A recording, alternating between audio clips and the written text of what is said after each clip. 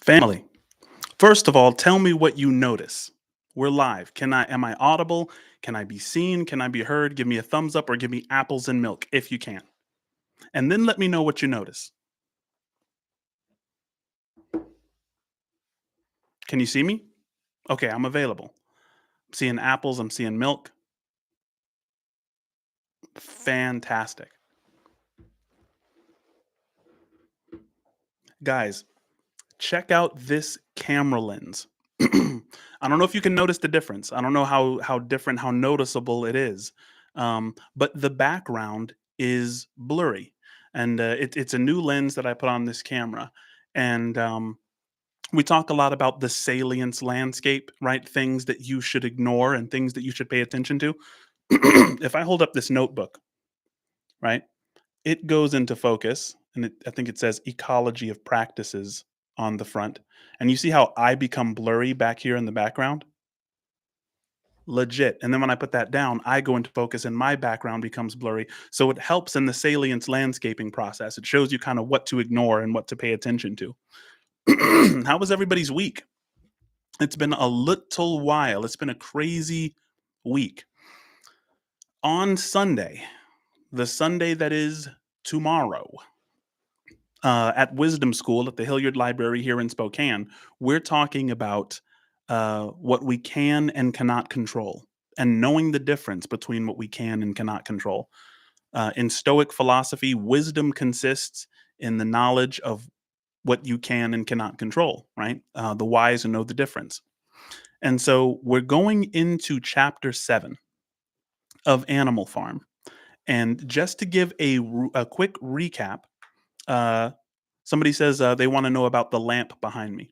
Um, it's not really in focus right now. Hold on, let me see. Should be able to bring it. Hang on one sec.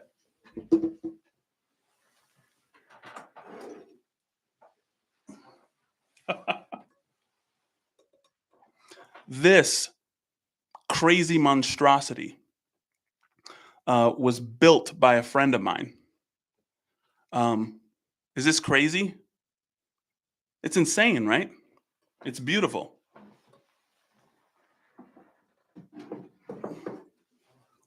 Ooh, it's also extremely heavy. Somebody said cool steampunk lamp. That's exactly what it is. Steampunk style lighting. I do love that thing. A lot of people think it's fake. Like, some people have said like, "Oh, that's a fake lamp in the background. That's just for, I have a green screen." That's a real lamp. It's extremely heavy. So, guys, one of the reasons, I mean, if I look more clear, if my background looks blurry and I'm focused, this is going to do a lot of things to help people focus on the content. And man, it's a beautiful thing because if you're watching this, if you've been joining us, if this isn't your first time with us, then you are part of the reason that we have this new lens. You bought it with your super chats, with your memberships. All of this gets invested right back into the channel. So I deeply appreciate that. And it's just going to help a lot more people focus. So with chapter 7, and of course, guys, there is no monetization on this channel. So if you can support, please do. Please send a super chat. We'll get to those afterwards in the dialogue portion, right? But we're in chapter 7 of Animal Farm. In chapter 6, I just want to give a brief recap. Um, Number 1, more work and less food. That's the first thing that we should remember from chapter 6 when going into number 7. There is a food shortage at this point, and there's also more work to be done. You remember when the pigs said that because their brain is working so hard on how to do the farm, they need like all the apples and all the milk? Well, there doesn't seem to be very much reciprocity when the animals are having to work. Their hard labor isn't rewarded with things like beds or access to the orchard or with milk, right? They have more work put on them and less rations. That's problem number 1. Problem number 2, trade with humans has begun.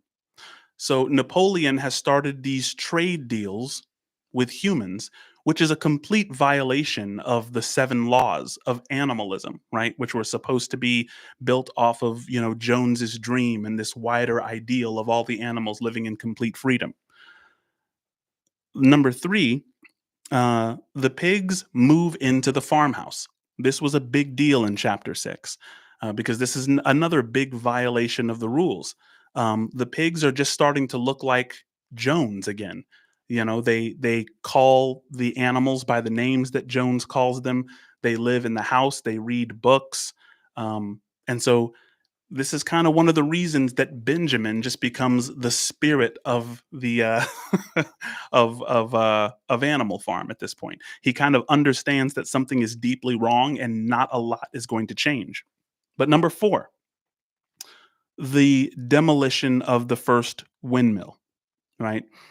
And why Napoleon would destroy the windmill is yet unknown. If he did is unknown. It might have been that storm that just came through and knocked it over because of his massive incompetencies that we've seen so far. But it also might have been intentional in order to test how much control he actually has over the group, right? So, something to think about. But going into chapter 7, are you guys ready? Are we ready for chapter 7?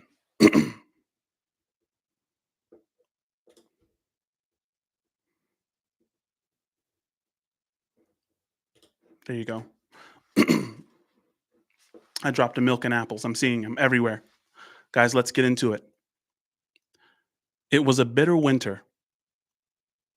The stormy weather was followed by sleet and snow, and then by a hard frost, which did not break till well into February. The animals carried on as best they could with the rebuilding of the windmill, well knowing that the outside world was watching them, and that the envious human beings would rejoice and triumph if the mill were not finished on time.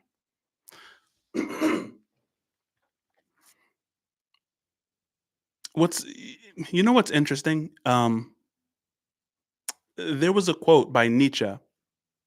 He said, "Each drive wants to be master and does philosophy in that spirit." Sorry, guys, need some water. Nietzsche said, "Each drive wants to be master and it attempts to philosophize in that spirit." And what that means is whatever your drives are, they're going to try to argue for themselves. They're going to try to make themselves super relevant. Have you ever had the desire to get up and do laundry or wake up at 6 in the morning and start a pattern? But then the biological self wants to tell you to like stay in bed. Well, each side is arguing in its own favor, right? And so what's fascinating here is that the animals, regardless of the fact that they're going to begin starving if they don't get access to food, regardless of the fact that they're being worked way, way, way too hard, regardless of the fact that there's hypocrisy at the higher level with these pigs, specifically Napoleon, there's a part of their minds that are dedicated to this narrative: four legs good, two legs bad. And they're allowing those slogans to create a new myth to where they're ignoring the true tyranny that's happening right there on Animal Farm. Does that make sense? Um, but they're worried about the human beings, um, and the human beings triumphing if the mill is not finished on time. Right? Their priorities aren't really straight. Anyway, out of spite, the human beings pretended not to believe that it was Snowball who had destroyed the windmill. They said that it had fallen down because the walls were too thin. Hmm. So, guys, why do you think the human beings would pretend not to believe that Snowball destroyed the windmill? What incentive do the human beings have not to believe that? Think about that. Because it says the human beings are pretending like it was just incompetency. It's like, oh, they're animals. They don't know what they're doing. So that's the reason the windmill fell down. Secretly, they do believe it was Snowball, but they're pretending not to believe that. Right? What's the advantage of that pretending? What do you think? Lucine says echo chamber security. Bell says they can't face the truth, and then their illusions are shattered. might very well be part of it. Why are the human beings pretending not to believe that it was Snowball who destroyed the windmill? Think about this. If Snowball could destroy the windmill, why couldn't the humans? Right? You remember the battle at Cowshed, right? A bunch of humans went in there with sticks, and Jones even had a gun, and they just got wiped out and sent scattering in 5 different directions. So they're incentivized to not believe or to, downplay the belief that Snowball is capable of something that human farmers aren't. Remember, there's a certain terror associated with the animals, with what the animals have accomplished, right? The human beings are terrified of this. And so they have this incentive to just continue this illusion that the animals aren't capable of actually taking care of themselves. So the idea that Snowball actually went in and did that frightens them because it means that Snowball is more competent than the humans are, right? However, the animals knew that this was not the case. Still, it had been decided to build the walls 3 feet thick this time instead of 18 inches as before, which meant collecting much larger quantities of stone. For a long time, the quarry was full of snowdrifts, and nothing could be done. Some progress was made in the dry, frosty weather that followed, but it was cruel work, and the animals could not feel so hopeful about it as they had before. They were always cold, and usually hungry as well. Only Boxer and Clover never lost heart. Squealer made excellent speeches on the joy of service and the dignity of labor, but the other animals found more inspiration in Boxer's strength and his never failing cry of, "I will work harder."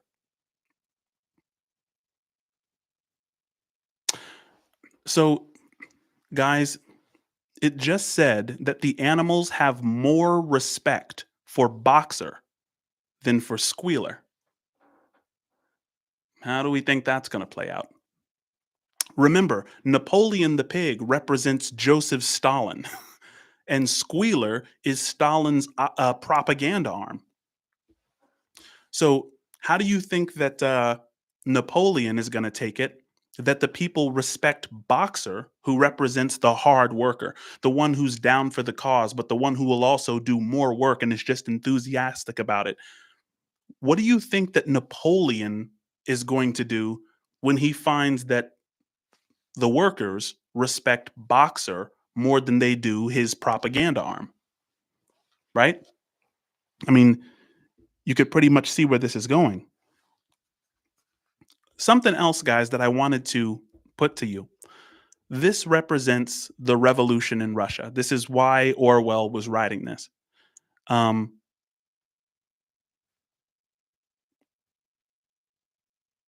and I wanted, while I was researching this, I was trying to get some idea of just how many people were worked to death um, during Stalin's reign. And estimates are from 1.5 million to 2 million people who were worked to death. And a lot of them who were worked to death were sadly under the impression that they just weren't working hard enough and they wished that they could give more. Right. And it's a very sad and scary reality. I mean, a lot of them came to understand that this was abuse and wanted to escape. And there were people who did try to escape. But there's a lot of people who were just really psychologically influenced by this is the way things should be. We're all working for a better cause, and Stalin is the great leader. Um, so what I wanted to do was get some idea. I mean, like, because 1.5 million is just a number. 2 million is a number. We can hardly fathom that, but these are human beings that suffered and died and have, I think, given us a lesson that we can take out of that. Animal Farm is one of those lessons.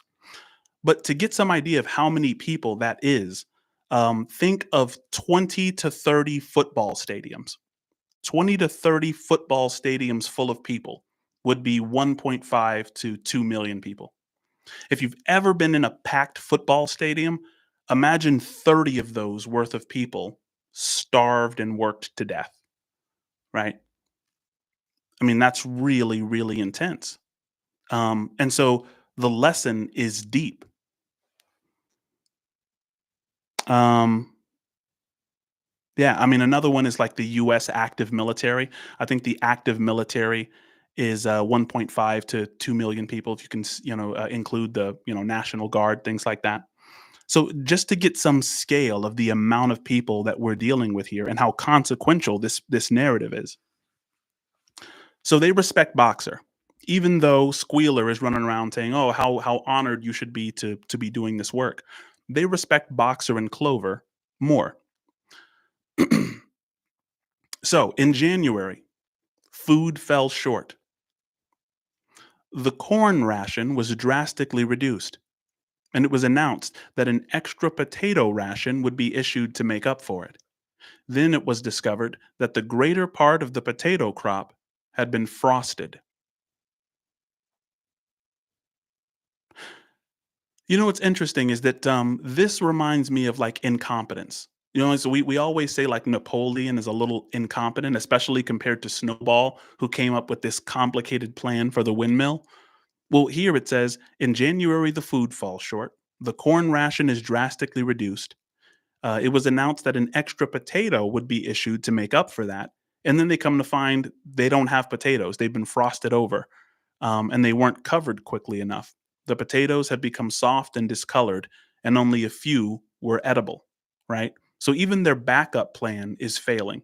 So there's this lack of competency here. And so I did some research into Stalin. I mean, was he just like kind of grossly incompetent? Not really. I mean, it doesn't seem that he was just a completely lazy or incompetent person. He was incompetent in some ways, but he was a very paranoid workaholic.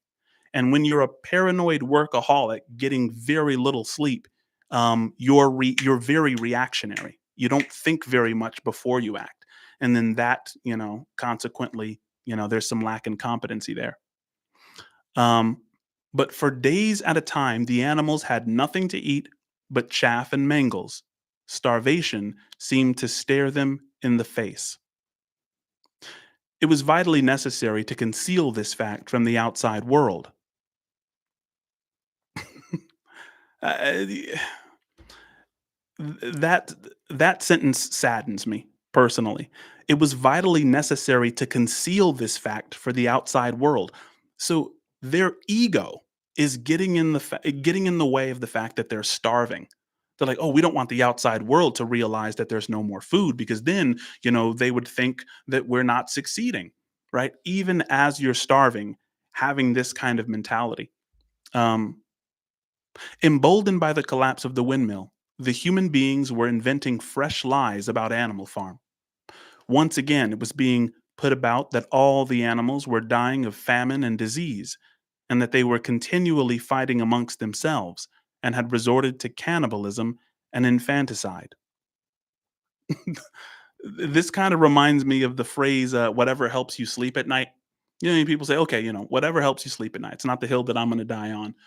Whatever helps you sleep at night type of thing.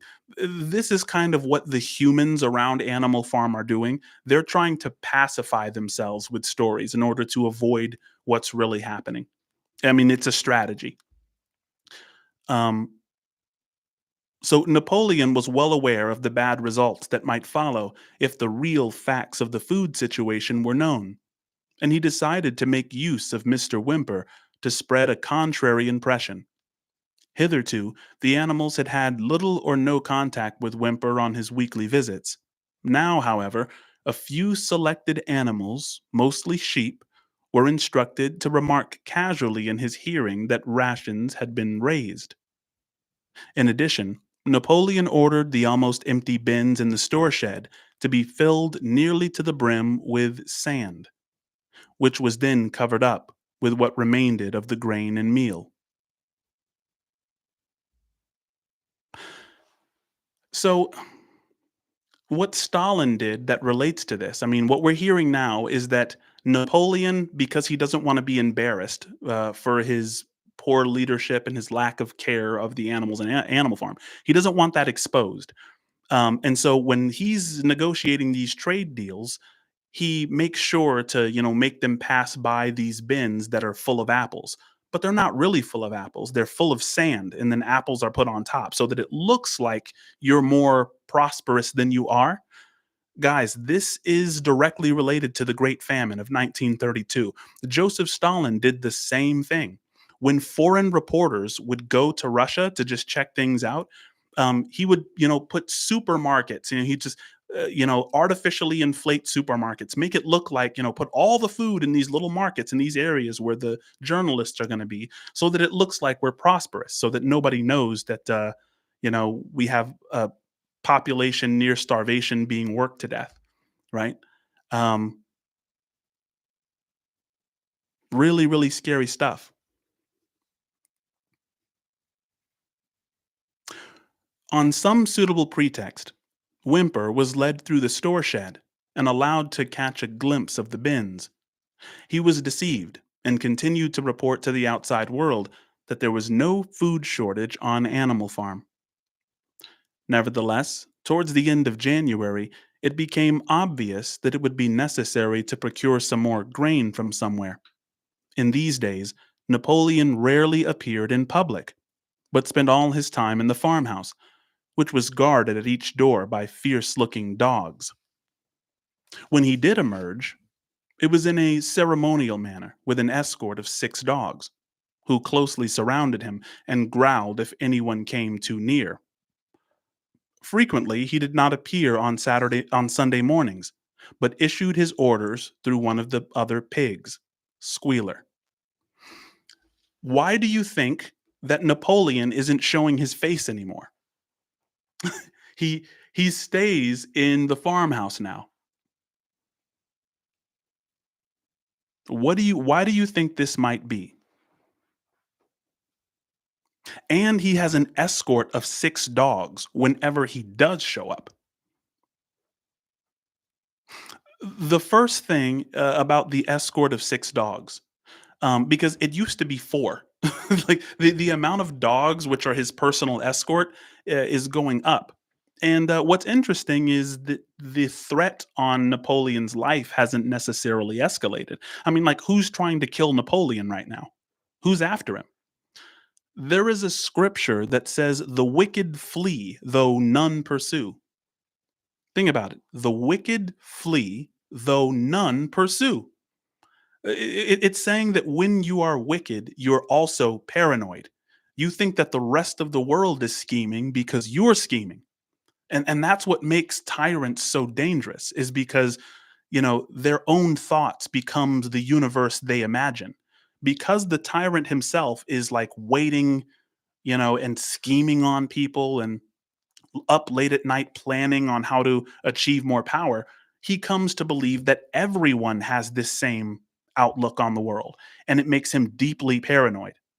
And so now he has to, wherever he goes, he has to have this escort of 6 growling, snarling dogs. And it's kind of a reciprocal narrowing process, because the more aggressive the dogs get, the more scared people get, and then the more reactionary they become, which makes him then need more dogs. You see how it kind of just narrows and becomes hell. So he doesn't appear on Sunday mornings. So I first want to give you the shallow rendering of that. And by calling it shallow, I don't mean that it's wrong. Some people, when they read that Napoleon is just hanging out in the farmhouse and not coming out anymore, they're going to say it's because he's lazy. I mean, we already know he doesn't do any work. It's said along a bunch of chapters ago. The pigs don't work. They just think about things and, politic. So maybe it's because he's lazy that he stays in the house. But there's another important reason that Napoleon wouldn't come out of the house, right? What do you think that reason is? Why is it a strategic advantage for Napoleon to stay inside the farmhouse? Because, I mean, there are no threats on his life so far. So, I mean, it's not dangerous for him to be outside, especially with his dogs. What's the advantage of him staying in the farmhouse? I think that one of the advantages is, instead of a leader, you kind of become a divine figure. You're raising it up a lot when you have power and you're not even visible, because then you can be anywhere. Then it's just like you just have this haunting spirit that's just overwhelming everybody, right? When you don't make yourself seen, there's a lot more power there. It's almost like a king, right? It's like politicians do their rounds. I mean, you can, but what if you want to be more than a politician? What if you want to be a king or a god? What if you want your mere presence to inspire awe? These are some of the things that Stalin did as well. It's just some things to think about. Trying to become myth. I love that that insight. Plausible deniability. These are great. Every untouchable power. Absolutely. So one Sunday morning, Squealer announced that the hens who had just come in to lay again must surrender their eggs. Napoleon had accepted through Whimper a contract for 400 eggs per week. The price of these would pay for enough grain and meal to keep the farm going till summer came and conditions were easier. When the hens heard this, they raised a terrible outcry. They had been warned earlier that this sacrifice might be necessary, but they had not believed that it would really happen.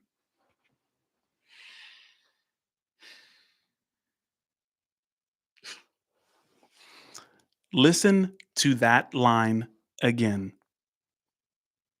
They had been warned earlier that this sacrifice might be necessary, but they had not believed that it would really happen. Guys, in Mein Kampf, Hitler said, "The Jews are undoubtedly a race, but not human." And a lot of the Germans of that time, when they read that, they would just giggle. They'd say, "Oh, he just has a lot of national pride. He doesn't mean any harm." Guys, they had been warned earlier. Mussolini said, "Democracy is beautiful only in theory. In practice, it is a fallacy." And people said the same thing about Mussolini in Italy. It's like, "Oh, he's just a nationalist. He's just proud to be Italian. He doesn't really mean it." Right? And then these people went on to massacre millions of people because the people didn't believe it back when they were saying it. Wow.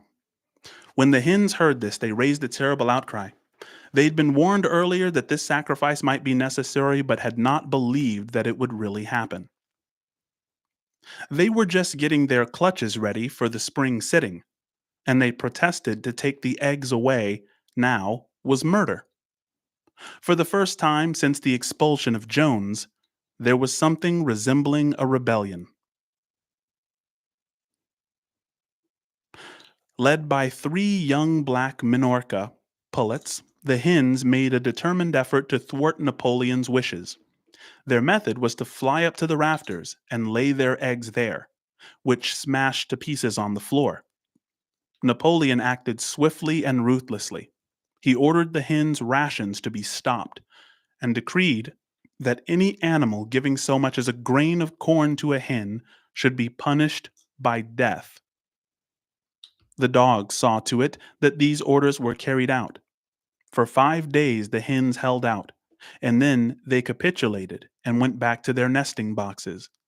9 hens had died in the meantime. Their bodies were buried in the orchard, and it was given out that they had died of coccidiosis. Uh, Coccidiosis is apparently a stomach bug of some kind. So they passed off the way that these hens died. It's just like, oh, they just got sick. Um, but these hens were so distraught at the taking of their eggs to just be sold for tools that they actually revolted. But you know what's unfortunate about this scene? Where was the outcry of the hens when Napoleon was taking the puppies? You know, the puppies that are now the vicious, ferocious dogs that are his personal escort? You know? Guys, the thing is, if you don't speak up, it will eventually be your turn to pay, right? Now there's no one to speak up for the hens when it's their turn to give up the eggs or to be uh, objectified, right? I mean, who spoke up for the pups? You know, Napoleon just took them to a secret place and everybody just kept quiet, right? Just something to think about, guys. This stuff is life applicable.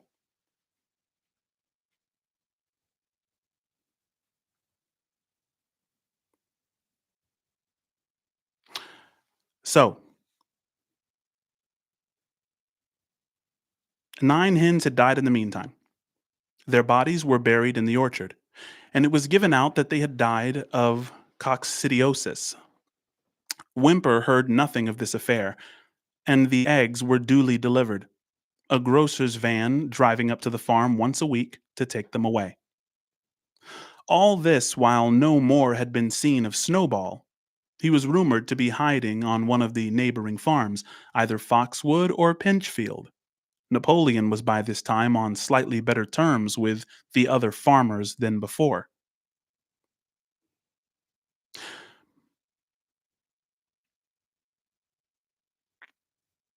Something that I want to say here is sometimes we hate admitting our situation, and so it's easier to go with whatever the rumor is. I mean, just listen to what was said here. All this while, no more had been seen of Snowball, right? No one had seen him since he got chased out by Napoleon's dogs. That was the first time we were introduced to the dogs that Napoleon now has. They were chasing Snowball off the farm. Nobody has seen him since, right? Yet he is rumored to be hiding in one of the neighboring farms, either Foxwood or Pinchfield. Napoleon was by this time on slightly better terms with the other farmers than before. It happened that there was in the yard a pile of timber which had been stacked there 10 years earlier when a beech spinney was cleared. It was well seasoned, and Whymper had advised Napoleon to sell it.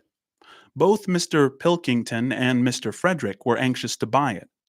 Napoleon was hesitating between the two, unable to make up his mind. It was noticed that whenever he seemed on the point of coming to an agreement with Frederick, Snowball was declared to be hiding at Foxwood, while when he inclined toward Pilkington, Snowball was said to be at Pinchfield. I want to re ask this question because, I mean, this is just depicting the severe paranoia of Stalin. And it's interesting that Napoleon is having problems making up his mind. Remember when Snowball was around, Napoleon had no problem making up his mind. He would just say the opposite of whatever Snowball said. Right now that Snowball's gone, it's just like, ah, now I'm kind of just wrestling with myself. But I wanted to pose this question again because I think that we asked this question in chapter 3, and I wanted to revisit it to see if your perspective has changed on this. Can someone evil also be wise? Just type it in the chat real quick. Can someone be both wise and evil? Because when we think of wisdom, we think of characters like Yoda and Gandalf, and I got a yes, I got a no, I got a yes, I got a yes, I got a yes. Yeses have it right now. Yeses definitely have it. Um, and there's a couple of no's in there too. Um, I don't know. It's an ongoing question. I feel that evil requires like cognitively limited states, and cognitively limited states are just bad for problem solving. And so I feel like wise people are less likely to be evil, but I don't know if I can like formally justify that. But I mean, anyway, I will maybe have a conversation about that after the chapter. Suddenly, early in the spring, an alarming thing was discovered. Snowball was secretly frequenting the farm by night. See, guys, and this is the brilliance of Orwell, too. I'm wondering if we can trust the narrator. Because remember, like the narrator calls the animals stupid. The narrator sometimes, justifies Napoleon's, you know, terrible behavior. And so he says, suddenly early in the spring, an alarming thing was discovered. Snowball was secretly frequenting the farm by night. I don't know if I believe that. The animals were so disturbed that they could hardly sleep in their stalls. The animals were so disturbed that they could hardly sleep. I wonder what effect sleeplessness will have on their ability to be manipulated, right? And guys, whenever I'm talking about this, I hope that we're in a mode by now where we can apply all of these characters and their situations to our contemporary lives, right? Because a lot of us are sleepless. A lot of us have the unfortunate situation where we so identify as a Democrat, or we so identify as a Republican, that we lose sleep when our political party is in trouble, or we so identify as, whatever thing that is, that you lose sleep whenever those transient things are in trouble, right? And man, when you lose sleep, when you attach yourself to things you can't control, um, you just become an easier target for manipulation. You become a commodity. Um, but anyway, it's just they're just prime candidates for psychological abuse now because they're losing sleep and they're starving. Every night, it was said, he came creeping in under cover of darkness. This is the rumor about Snowball, and performed all kinds of mischief. He stole the corn, he upset the milk pails, he broke the eggs, he trampled the seed bags, he gnawed the bark off of the fruit trees. Whenever anything went wrong, it became usual to attribute it to Snowball. And the I mean, if we want to look at history, Joseph Stalin did this with what he called the Trotskyites. Like Leon Trotsky is who Snowball represents, right? And Joseph Stalin, seriously, during the 40s, anything that went wrong, he would blame the followers of Trotsky who are still hiding in our streets, right? They're hiding. They're not really loyal to the cause, and they're followers of Trotsky. And we have to weed them out. We have to kill them. We have to exterminate them. And they just kind of became this scapegoat. If a window was broken or a drain was blocked up, someone was certain to say that Snowball had come in the night and done it. And when the key of the store shed was lost, the whole farm was convinced that Snowball had thrown it down the well. Curiously enough, they went on believing this even after the mislaid key was found under a sack of meal. Think about that.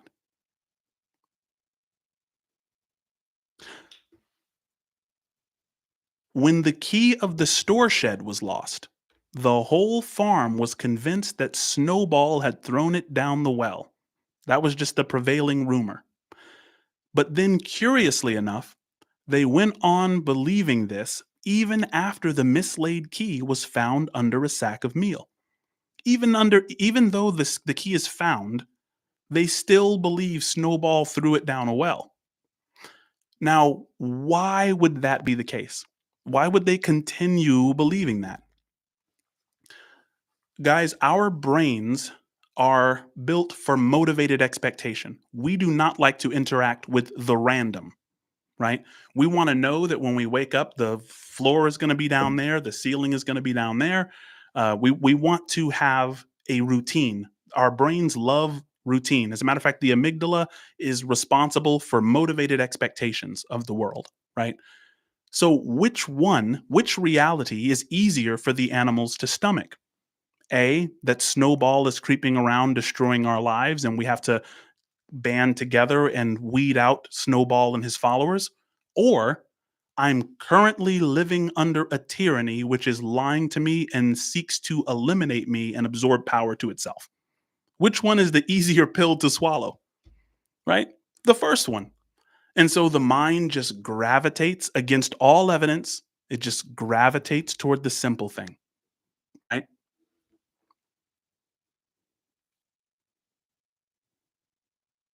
The cows declared unanimously that Snowball crept into their stalls and milked them in their sleep. I'm sorry, that's not funny, but milking. If somebody milked me in my sleep, we're not gonna go.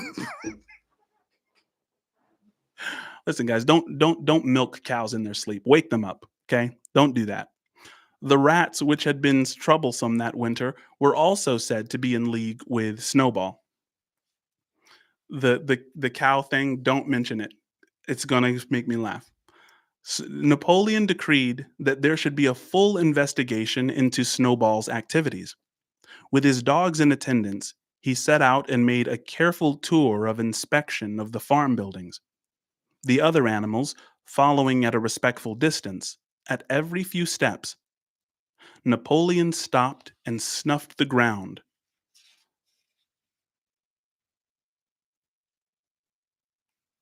At every few steps, Napoleon stopped and snuffed the ground for traces of Snowball's footsteps, which, he said, he could detect by the smell. He snuffed every corner in the barn, in the cow shed, in the farmhouses, in the hen houses, in the vegetable garden, and found no traces of Snowball almost everywhere. He would put his snout to the ground, give several deep sniffs, and exclaim in a deep, terrible voice, "Snowball! He has been here. I can smell him distinctly." Guys, listen. If you have trigger words, I'm not saying anything for or against trigger words. I'm just letting you know that no one should have no one should have the ability to control your cognitive availability. I shouldn't have the capacity to use words to put you in a state of stress, right? Um, and there's a delicate balance because I'm not just saying that you should just be around people who are just saying offensive things and that you should just involve your, I mean, know your crowd, right? I mean, you should be able to dismiss people from your life. But I think it's not a good thing that we're in a culture where people saying things can now dictate an entire group's cognitive availability. I think that's dangerous. I don't think anyone should have that power over you or over any group. That's just me.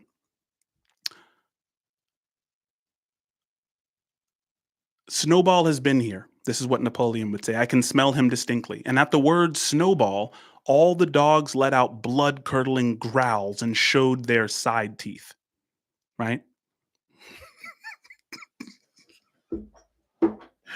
Cat, please relax. Please relax. Thank you for the super chat. Cat Smith said, it's in a $5 super chat, said, this is so you don't have to milk anyone in their sleep. Oh Lord. That's the running joke. That has to be that. Yeah. I'm not gonna get milked in my sleep. Keep All right. Snowball had he has been here. I can smell him distinctly. This is Napoleon. Let's dial in. And so the word snowball at the dogs let out a blood curdling growl and showed their teeth. So check this out. The animals were thoroughly frightened. It seemed to them as though Snowball were some kind of invisible influence, pervading the air about them and menacing them with all kinds of dangers. The psychological power of fear. Guys, um, now there's like gods and devils in this story somehow. Napoleon is unseen. He's just this force. He's the spirit that invades the farm, and he fills them all with awe and terror. Whenever he shows up, he's surrounded by dogs that will rip them apart. Right. So he's becoming more than a leader. He's becoming godlike. And Snowball is becoming more than just a pig. He was just a pig that lived among them. And now he's like a demon. He's like a demonic spirit that, agitates situations and makes things go wrong, right? They're losing their minds, right? They're sleepless, they're paranoid, and now there's this deep psychological fear associated with a word. The animals were thoroughly frightened, it seemed. to them as though Snowball were some kind of invisible influence pervading the air about them and menacing them with all kinds of dangers. In the evening, Squealer called them together and, with an alarmed expression on his face, told them that he had some serious news to report. "Comrades," cried Squealer, making little nervous skips, "a most terrible thing has been discovered. Snowball has sold himself to Frederick of Pinchfield Farm, who is even now plotting to attack us and take our farm away from us. Snowball is to act as his guide when the attack begins. But there was worse than that. We had thought that Snowball's rebellion was caused simply by his vanity and ambition, but we were wrong, comrades. Do you know what the real reason was? Snowball was in league with Jones from the very start." Snowball was in league with Jones, the same Snowball who Jones shot. Like Snowball took a wound in the Battle of Cowshed. Guys, something that tyrants will always try is getting you to see the opposite of what you know. Like getting you to, and there's like these tests. It's like, okay, what do you believe? How malleable are you? Are you just clay and putty in my hands to where whatever I say, you will say yes to? So, I mean, he's basically telling a story which is the opposite of reality. And so, let's see what happens. He was Jones's secret agent the entire time. This is Squealer speaking. It has all been proved by documents which he left behind him and which we have only just discovered. To my mind, this explains a great deal, comrades. Did we not see for ourselves how he attempted, fortunately without success, to get us defeated and destroyed at the Battle of Cowshed? So Squealer is speaking to these animals who saw Snowball's sacrifice at that battle and saw his bravery and his courage. And he's saying, didn't we all see for ourselves how he attempted to get us defeated and destroyed at the Battle of Cowshed? Just like a blatant lie. Um, and maybe it's because they have so much power now that they can just, whether you believe in the lie that comes from Squealer is just a loyalty test at this point. The animals were stupefied. This was a wickedness far outdoing Snowball's destruction of the windmill, but it was some minutes before they could fully take it in. They all remembered, or thought they remembered, how they had seen Snowball charging ahead of them at the Battle of Cowshed, how he had rallied and encouraged them at every turn, and how he had not paused for an instant, even when the pellets from Jones' gun had wounded his back. At first, it was a little difficult to see how this fitted in with his being on Jones's side. Even Boxer, who seldom asked questions, was puzzled. He lay down, tucked his forehoofs behind him, shut his eyes, and with a hard effort managed to formulate his thoughts. "I do not believe that," he said. "Snowball fought bravely at the Battle of the Cowshed. I saw him myself. Did we not give him Animal Hero First Class immediately afterwards? Come on, Boxer. Listen, guys, Boxer is the only hope." Boxer's the only hope for change. I'm convinced that Boxer can take out all the dogs. He can take out all the pigs. He by himself is as strong as the rest of the animals put together. Remember, he's just not very bright. He's very politically naive. But the only hope that these animals have is Boxer. Some people are saying Boxer's in trouble now. Oh God, Emily says Box. You guys have zero chill. Okay. Um, so Boxer says, I do not believe that. Snowball fought bravely at the Battle of Cowshed. I saw him myself. Did we not give him Animal Hero First Class immediately afterwards? Squealer says, that was our mistake, comrade. For we know now, it is all written down in the secret documents that we found. That in reality, he was trying to lure us to our doom. There's a couple of things here.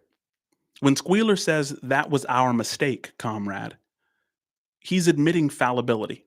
It's like, okay, good, right? The leader at the top is not infallible. He can make mistakes. Um, but another thing, when Boxer says, "Oh no, no, no, no, no, you're not going to trick us. We saw Snowball. We saw how brave he was at the Battle of Cowshed. We saw that you awarded him all these things." Doesn't that contradict Squealer's statement at the beginning when he said, "We saw for ourselves how he attempted without success to get us defeated"? Right? He said, "Oh, we all saw it ourselves." Then when Boxer says, "No, we actually saw the opposite," and Squealer says, "Oh no, that was our mistake." See how the story changes that quick? "That was our mistake, comrade," Squealer says, "for we know now. It is all written down in the secret documents that we have found, that in reality he was trying to lure us to our doom." Then Boxer says, "But he was wounded. We all saw him running with blood." "That was part of the arrangement," cried Squealer. Jones only Jones's shot only grazed him. I could show you this in his own writing if you were able to read it. The plot was for Snowball, at a critical moment, to give the signal for flight and leave the field to the enemy. And he very nearly succeeded. I will even say, comrades, he would have succeeded if it had not been for our heroic leader, Comrade Napoleon. Do you not remember how just at the moment when Jones and his men had got inside the yard, Snowball suddenly turned and fled, and many animals followed him? And do you not remember, too, that it was just at that moment when panic was spreading, all seemed lost, that Comrade Napoleon sprang forward with a cry of "Death to humanity" and sank his teeth in Jones's leg? Surely you remember that, comrades, exclaimed Squealer, frisking from side to side. So he just told an entire fake story. It's almost like when Will Smith and Men in Black would zap you with the memory eraser, and he would just tell you what you remember, and you're just like you have just like a zombie mode, just kind of absorb what what the propaganda arm is saying. And he's frisking from side to side, which means that he's starting to give some nervous energy. Squealer is nervous now because he's in front of Boxer, and Boxer is saying something ain't right here. And Boxer is the only one with the capacity to turn this whole thing upside down.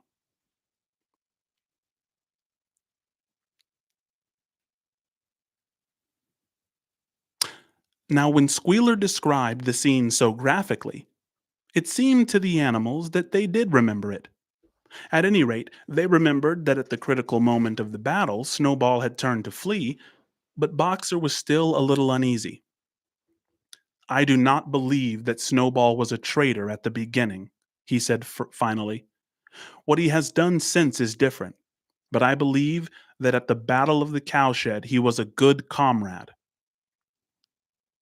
Our leader, Comrade Napoleon," announced Squealer, speaking very slowly and firmly, "has stated categorically, comrade, that Snowball was Jones's agent from the very beginning.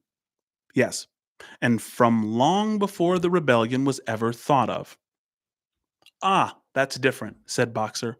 "If Comrade Napoleon says it, it must be right."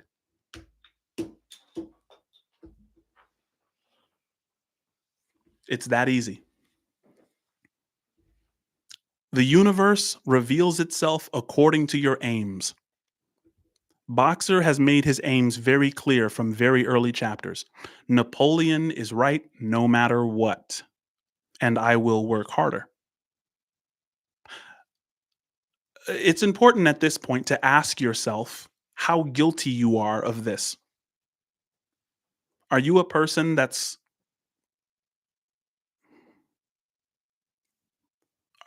do you have any of the "if this thing says it, it must be true," or if this person says it, it must be true, if this side says it, it must be true? Orwell is warning us against that, right? You could be the person for the moment, right? It was the only person for this moment, right? And he missed it because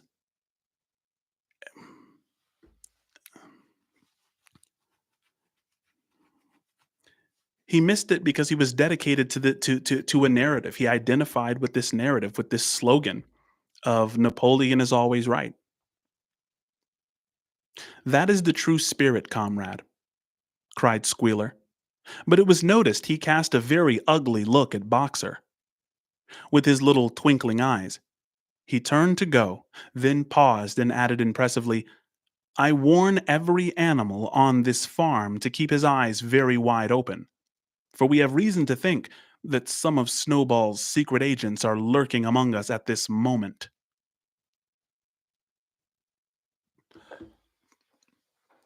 You saw that ugly look that Squealer gave to Boxer? It's interesting how the tyrant becomes annoyed by your insolence, right? If someone has a tyrannical relationship with you and they walk all over you and they bully you and they just close the walls in, they begin to get a sense of entitlement to where whenever you start to fidget or show signs that you want more freedom, it just annoys them. It's like because they start to take what they've taken from you for granted. You know what I mean? If you're somebody who's a pushover, that becomes a part of the tyrant's identity. So that when you stop being that pushover, they're just like you the audacity to talk back to me, to say something, to tell me your thoughts. Man, it's bizarre.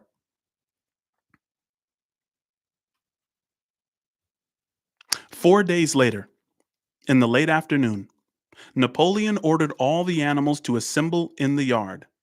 When they were all gathered together, Napoleon emerged from the farmhouse wearing both his medals, for he had recently awarded himself Animal Hero First Class and Animal Hero Second Class. With his 9 huge dogs frisking round him and uttering growls that sent shivers down all the animals' spines. Hold up a second. Hold up a second. There's 9 dogs? Okay, just 2 pages ago, he had an escort of 6 dogs. And now his escort is 9 dogs. Guys, Napoleon is very, very paranoid. He is very scared. And the more paranoid a leader gets, uh, guys, his intentions are going to reflect his level of paranoia.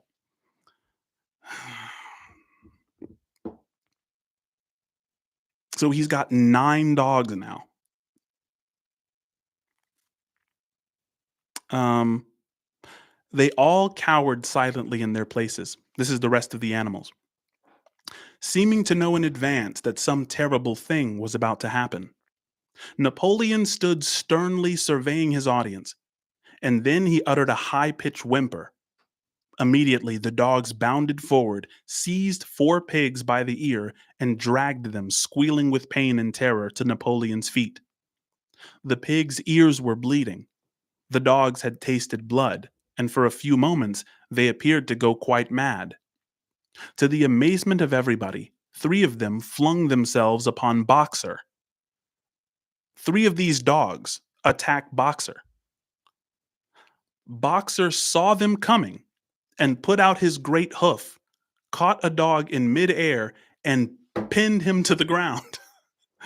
The dog shrieked for mercy, and the other 2 fled with their tails between their legs. Boxer looked at Napoleon to know whether he should crush the dog to death or let it go. Bro, Boxer is good. These 3 dogs attack Boxer. Boxer slams one to the ground with its hoof and is looking at Napoleon like, should I crush him? Should I kill him for trying to attack me just now? Or like, what do you want to do?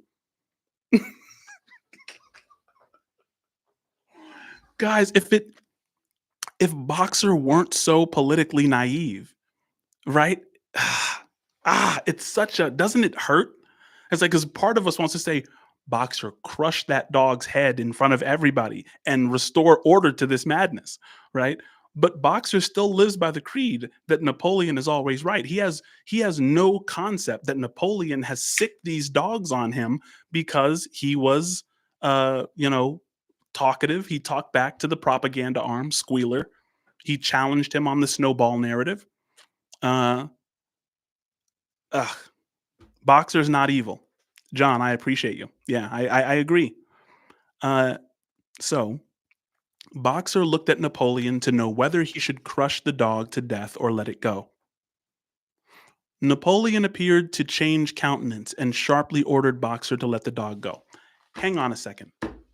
Hang on a second, John, because now I'm thinking, because of something you just said, buddy.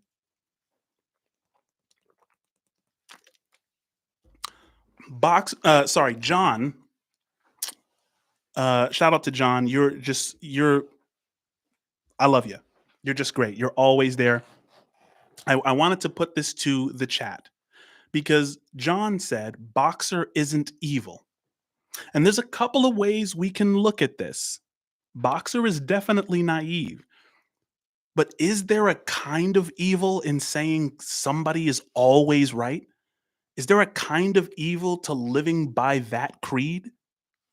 I mean, is Boxer kind of part of the reason that all of this madness keeps going? There are certain philosophers that think that it is your moral responsibility to be informed about these kinds of things. John said, let me rephrase. He doesn't choose to be evil. Um, OK says Boxer isn't evil, but he's allowing it over and over. Chanti says, no, he's a true believer. I agree with that too. Mama says, I think it's more ignorance than evil. I agree there. He's not evil, but he's short minded. Very true. Bell says, ignorance can't be an excuse. There's that too. You know, saying I will work harder and Napoleon is always right. When everyone looks up to you, everyone on the farm looks up to Boxer. They look up to Boxer more than they do Squealer. I mean, they're just frightened by Napoleon. When Napoleon walks out, it's just an awe, you know. But he's like a mascot, you know. So does his stance that Napoleon is always right constitute a type of evil, given the consequences? And because I completely agree with the sentiment that I completely agree with the sentiment that, you know, he's very naive, almost bordering on a childlike naivety, right? And that has to give him some kind of pass. But ignorance is more dangerous than evil. Shanti makes a really interesting point. Adrian says he may not have the courage. That's true too. But I think that's a fascinating conversation that I want to continue.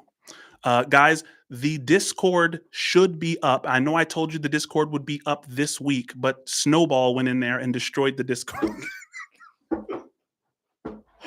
No, Snowball didn't destroy the Discord. I got a little backed up with some things. It's you know, but the Discord will be up. Cat Smith said, "Damn it, Snowball." There you go. Cat believes. Now we're all blaming Snowball that the Discord isn't here. This is great. Blame Snowball is going to be a part of the merch. See, we get merch from every single one of these things that we do. Blame Snowball. That's a conversation piece too. Okay, so Boxer looks at Napoleon to know whether he should crush the dog to death or let it go. Napoleon appeared to change countenance and sharply ordered Boxer to let the dog go. Whereat Boxer's light, whereat Boxer lifted his hoof, and the dog slunk away bruised and howling. Presently the tumult died down. The four pigs waited, trembling, with guilt written on every line of their countenances. Napoleon now called upon them to confess their crimes. Here's something else to think about, guys. Napoleon is not the brightest crayon in the box. What if the dogs would have ruthlessly killed Boxer? I mean, would that have given him a stronger grasp on the rest of the animals, or would that have just been so cognitively limiting, that they would have all just went crazy? We could have started this a big like a riot. Like, I mean, there's only certain things you can do, right? Why would you kill the guy who says Napoleon's always right? It's so clumsy. And I love that George Orwell does this with the narrative. He shows us how clumsy the tyrannical mindset is. It's not and that kind of gets back to evil and wisdom and that whole conversation. But um they were the same four pigs. Okay, so presently the tumult died down. The four pigs waited trembling with guilt written on every line of their countenances. Napoleon now called upon them to confess their crimes. Confess your crimes. This isn't a trial. This is a confession, right? I want you to confess what you did. Remember that deity status that we're saying that Napoleon is craving? Confess their crimes. They were the same four pigs as had protested when Napoleon abolished the Sunday meetings. Without any further prompting, they confessed that they had been secretly in touch with Snowball ever since his expulsion, that they had collaborated with him in destroying the windmill, and that they had entered into an agreement with him to hand over Animal Farm to Mr. Frederick. They added that Snowball had privately admitted to them that he had been Jones's secret agent for years. When they had finished their confession, the dogs promptly tore their throats out, and in a terrible voice, Napoleon demanded whether any other animal had anything to confess. Yeah, guys, so this is now giving me like Salem witch trials vibes, right? It's like it's partly, Russian Revolution. I know, Stalin, did a lot of these things too, guys. Um, Especially in the Gulag Archipelago by Solzhenitsyn. He talked about how there was just this campaign of like children telling on their parents and friends telling on their neighbors, and the air was just thick with mistrust. The three hens who had been the ringleaders of the attempted rebellion over the eggs now came forward and stated that Snowball had appeared to them in a dream and incited them to disobey Napoleon's orders. They too were slaughtered.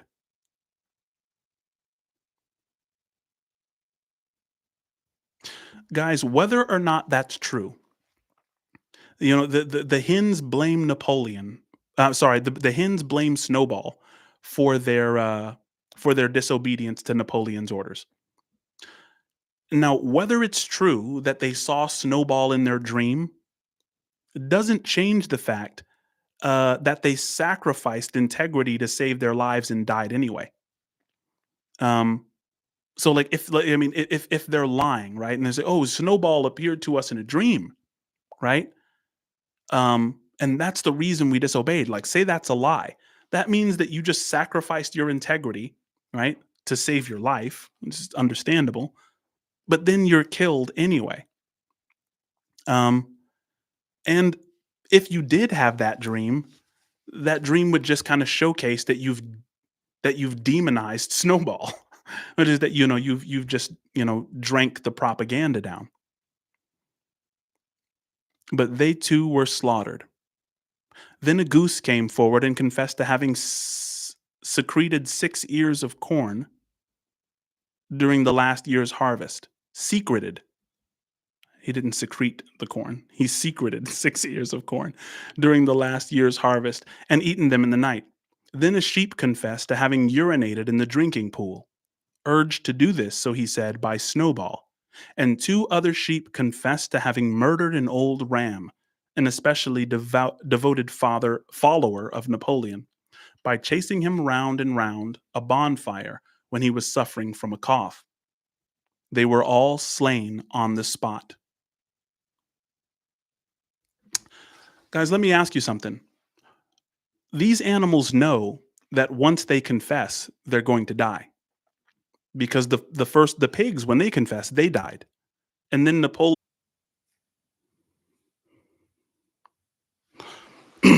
Guys, are you seeing me? Give me apples and give me milk if you see me. I'm back. Am I visible? Give me milk and give me apples.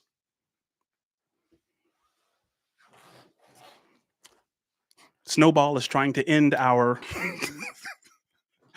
We got to stop. We got to stop blaming Snowball.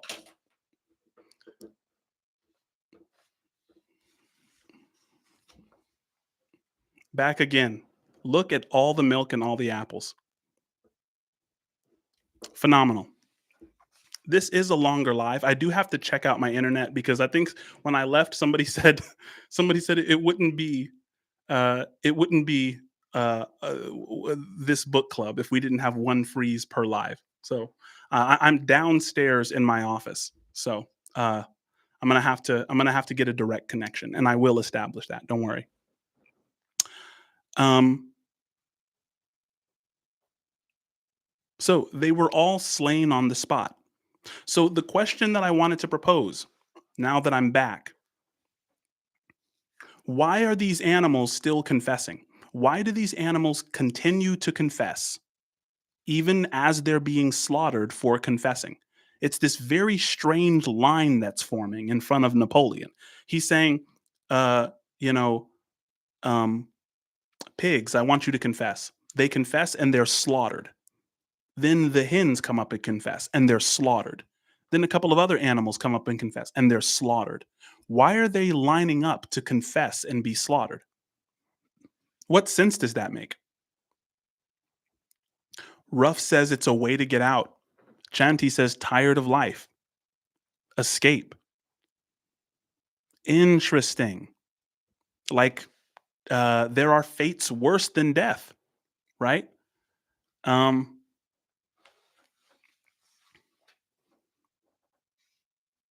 Here is a very creepy idea.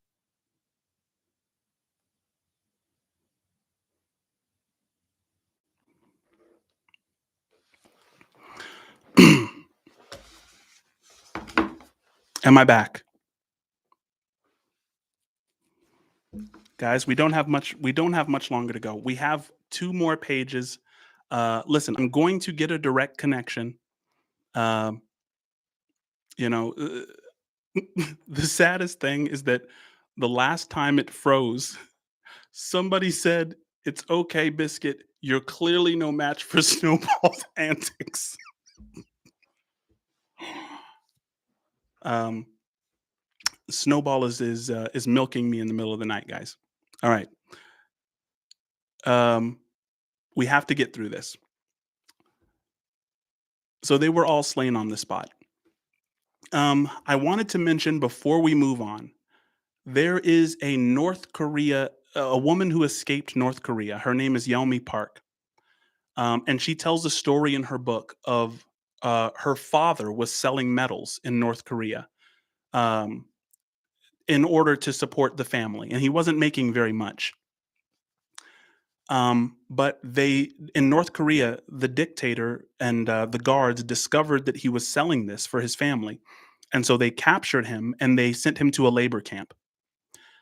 Uh, and when he got out of this labor camp, they had tortured him so much psychologically that his last words were was an apology to the dear leader, an apology to his daughter for not doing more for the dear leader, right? So it's possible to be so psychologically tortured that you are willing to give your last breath for this thing, right?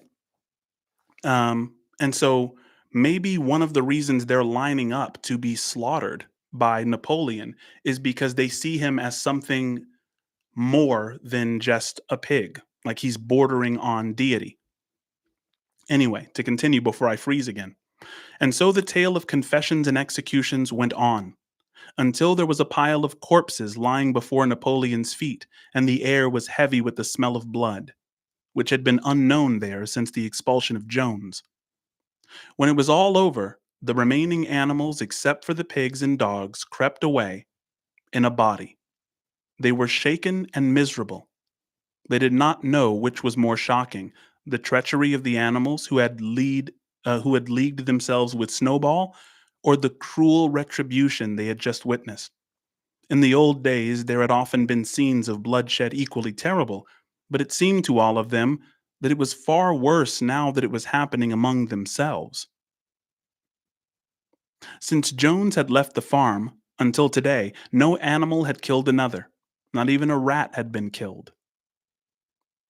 They had made their way on to the little knoll where the half finished windmill stood, and with one accord they all lay down, as though huddling together for warmth. Clover, Muriel, Benjamin, the cows, the sheep, and a whole flock of geese and hens. Everyone, indeed, except the cat, who had suddenly disappeared just before Napoleon ordered the animals to assemble. For some time, nobody spoke. Only Boxer remained on his feet. He fidgeted to and fro, swishing his long black tail against his sides and occasionally uttering a little whinny of surprise. Finally said, "I do not understand it. I would not have believed that such things could happen on our farm. It must be to some fault in ourselves." So Boxer blames the animals for how angry Napoleon is. He's completely drinking the Kool-Aid. The solution, as I see it, is to work harder. This is still Boxer speaking. From now onwards, I shall get up a full hour earlier in the mornings. And he moved off at his lumbering trot and made for the quarry. Having got there, he collected 2 successive loads of stone and dragged them down to the windmill before retiring for the night.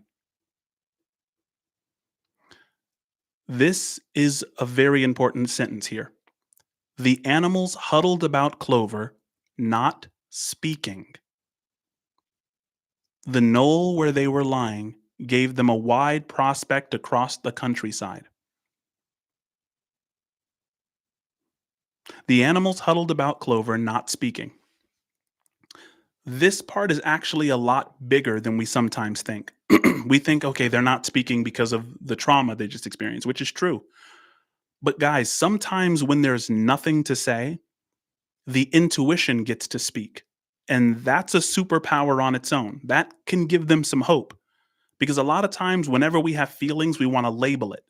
You see how Napoleon is establishing labels for everything? Don't the sheep just start bleeding out 4 legs good, 2 legs bad whenever they're confused? You immediately want to label something. You want to scapegoat. You want to point at somebody. You want to blame someone. We're so fearful of silence, right? And this moment of silence allows intuition to speak, right? Um, and that's a beautiful thing. I think everyone, as a practice, should sit for 20 to 30 minutes in absolute silence daily. Because so many of us, especially people who have access to technology like the internet, sometimes our minds never turn off. And so we then confuse ourselves with our thoughts. Like, oh, this must be me. It's like, no, those are just thoughts. Your thoughts come and go. But this moment of silence can be useful if they allow it to. The knoll where they were lying gave them a wide prospect across the countryside. Most of Animal Farm was within their view. The long pasture stretching down to the main road, the hayfield, the spinney, the drinking pool, the plowed fields where the young wheat was thick and green, and the red roofs on the farm buildings with the smoke curling from the chimneys. It was a clear spring evening. The grass and the bursting hedges were gilded by the level rays of the sun. Never had the farm, and with a kind of surprise they remembered that it was their own farm. Every inch of it was their property. Appeared to the animals so desirable a place. Imagine desiring and longing for what's rightfully yours. It's like it's right there for the taking, but there's this impenetrable boundary in the way of you and that thing. Um, as Clover looked down the hillside, her eyes filled with tears. If she could have spoken her thoughts, it would have been to say that this was not what they had aimed at when they had set themselves years ago to work for the overthrow of the human race. I love that little word play there. It says, if she could have spoken her thoughts. That has a two-dimensional meaning. On the one hand, she can't speak her thoughts because she's overwhelmed with the trauma of seeing what she just saw. And so she just has to kind of just have this silence and this turmoil. But there's a second degree to which she can't speak her mind, right? Because she'll be one of the victims if she speaks. So not only is there the awe, which just inspires this silence, like there are no words, but even if there were words, would you feel comfortable speaking them in this kind of situation?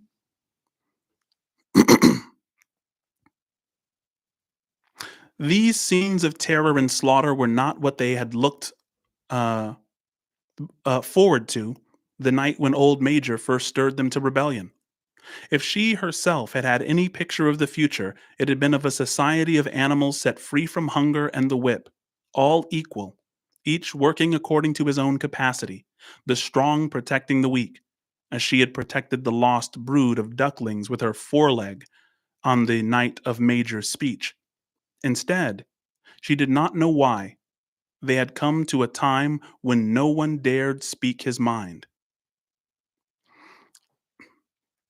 I just want to offer this to you all as people who I consider friends and acquaintances. If you don't have friends on the other side, change that. This is just and I know it's difficult, especially if they're on the other side of the political aisle. If they're on the other side of whatever religion you believe in, if they are on the other side of whatever thing you believe in, right now is a great time to invest in human beings, right? Because the differences between us are not as fundamental as the algorithm would have us believe. um, no one dares to speak their mind. When fierce, growling dogs roamed everywhere, and when you had to watch your comrades torn to pieces after confessing to shocking crimes, there was no thought of rebellion or disobedience in her mind. She knew that, even as things were, they were far better off than they had been in the days of Jones, and that before all else, it was needful to prevent the return of the human beings. Whatever happened, she would remain faithful, work hard, carry out the orders that were given to her, and accept the leadership of Napoleon. But still, it was not for this that she and the other animals had hoped and toiled. It was not for this that they had built the windmill and faced the bullets of Jones's gun. Such were her thoughts, though she lacked the words to express them. When you lack the words to express your thoughts begin disintegrating too. I mean, when people start changing the words you say, you start to think the wrong things too. When we get into 1984, I mean, you think this is creepy. I mean, 1984 is going to take us there. It's really going to take us somewhere. At last, feeling this to be in some way a substitute for the words she was unable to find, she began to sing Beasts of England. The other animals sitting round her took it up, and they sang it 3 times over, very tunefully, but slowly and mournfully, in a way that they'd never sung it before. They had just finished singing it for the third time when Squealer, attended by 2 dogs, approached them with the air of having something important to say. He announced that by a special decree of Comrade Napoleon, Beasts of England had been abolished. From now onwards, it was forbidden to sing it.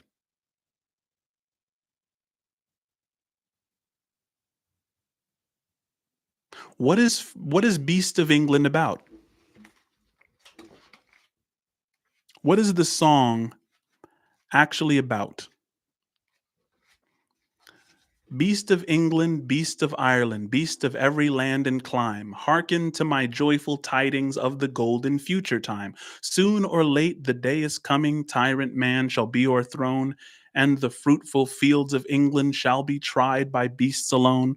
Ring shall vanish from our noses, and the harness from our back. Bit and spur shall rust forever, cruel whips no more shall crack.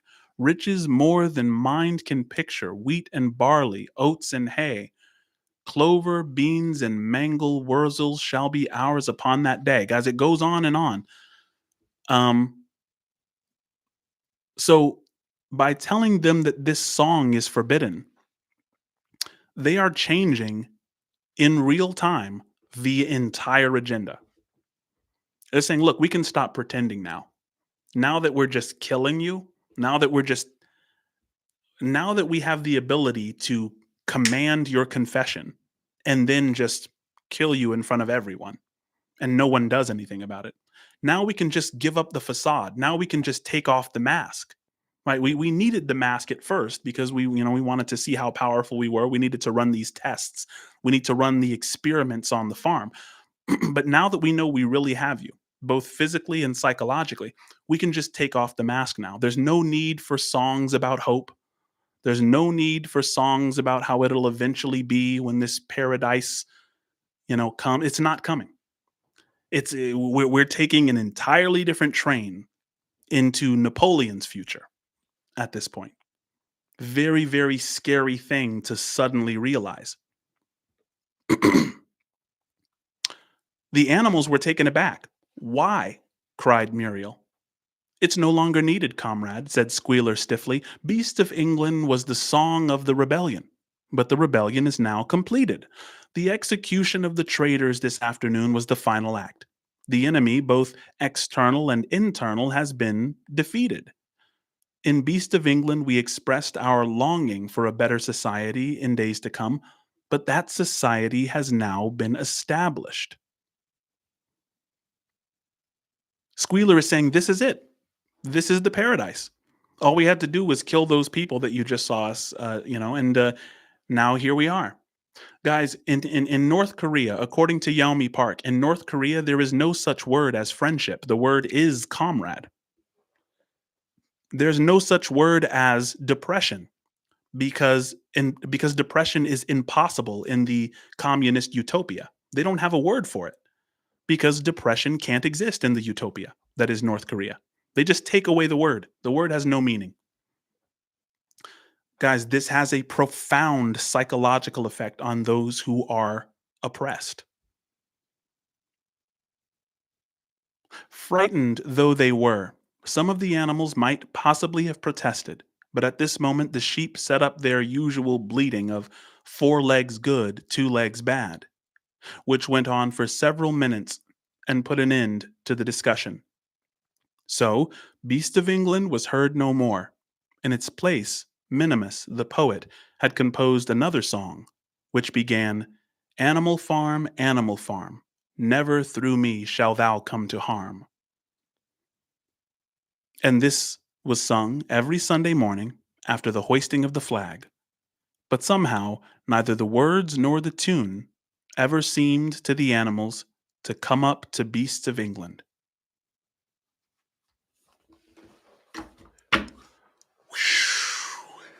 That was chapter 7. So, at this point, all the animals are Napoleon's personal project and experiment. They have no idea where he's going. But he's saying, yeah, we can get rid of Beast of England. We can get rid of all this stuff. We can, it's just, this is what you get. That was extremely heavy. I think that's probably one of the heavier chapters. But we only have 2 more chapters in Animal Farm. And then, after Animal Farm, we get into the meat and potatoes. This is a thicker book. Oh boy. Man. Guys, thank you so much for bearing with me with my internet. I will have it certainly handled. I'm thinking that maybe it's because I have this new camera lens, which is like streams to you like the high definition with the blurred background. And it's like I want to, have a kind of a more intimate setting. But what can you do when Snowball wants to thwart something? Then he'll just This one was a really fun one for several reasons. Um, and Frank, welcome to being an Epiphany member. Lucine, you are one of the goats. Thank you for gifting memberships. Kat Smith once again said, "This is so you don't have to milk anyone in their sleep." Listen, after this, I was going on my milking rounds. I mean, guys, you need to support the channel. I am out from midnight to 2 a.m. milking people in their sleep. Listen, you got to do what you got to do. I have to trade with the other farms. All right, shit is not cheap. All right, so Kat, thank you, thank you for the super. Uh, John said Snowball is Gonzo. I do not know what that means. Uh, D said Snowball froze him. Guys, we have to do this. We have to bring people to the book club by making these inside jokes. And people are like, what are you talking about? Like, this is Snowball's fault. Snowball did this. Whenever something happens, like, you're like, Snowball. This is the way it has to be. This is just the way of things now. Heather Roberts, thank you for the milk and apples. And guys, we got some merch coming. We're gonna have to do merch eventually. I think maybe we'll start that at like 20,000 subscribers, and right now there's we should be pretty close to 19. Are there any questions on the chapter? I want to address them, and I want to wait a second um, while we address those.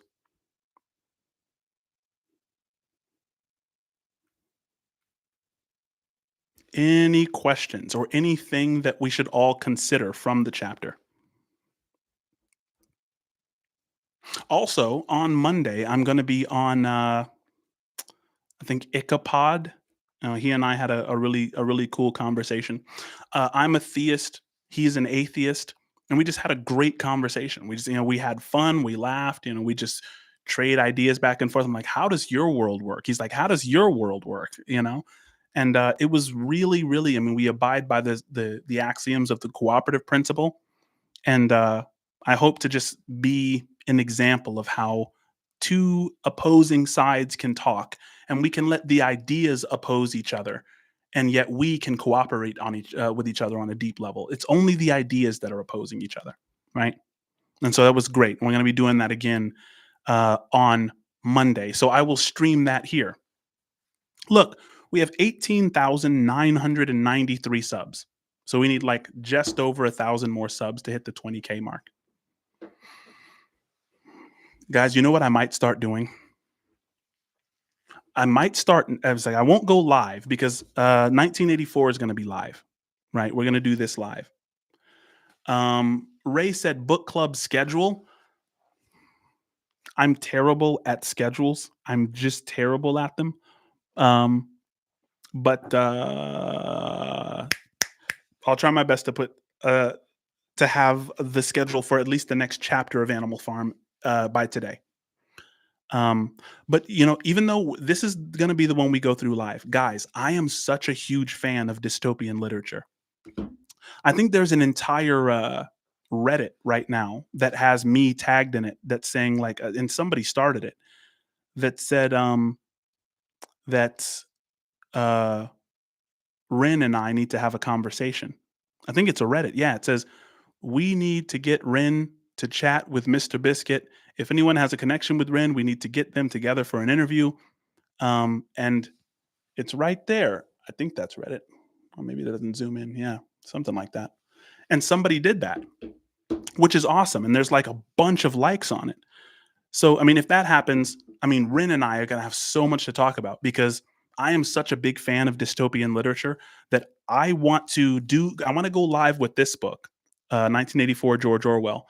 But I also maybe not going live, just kind of recording it and kind of putting it up. I want to do stuff like Conspiracy Against the Human Race and Hellbound Heart. But then, then it's like, then we're just truly a cult. It's like they're just doing all this dystopian literature and coming up with conspiracy theories and sending each other milk and apples. Sin Renfield said Hellbound Heart. Yes. Crucial. Ren, H Mac, Biscuit, Black Pegasus, and Nox collab. Listen, guys, me and Black Pegasus have a collab that's dropping. I don't even know if I should have said that. Just look out. Next couple of weeks, it's going to be amazing. It's going to be absolutely amazing.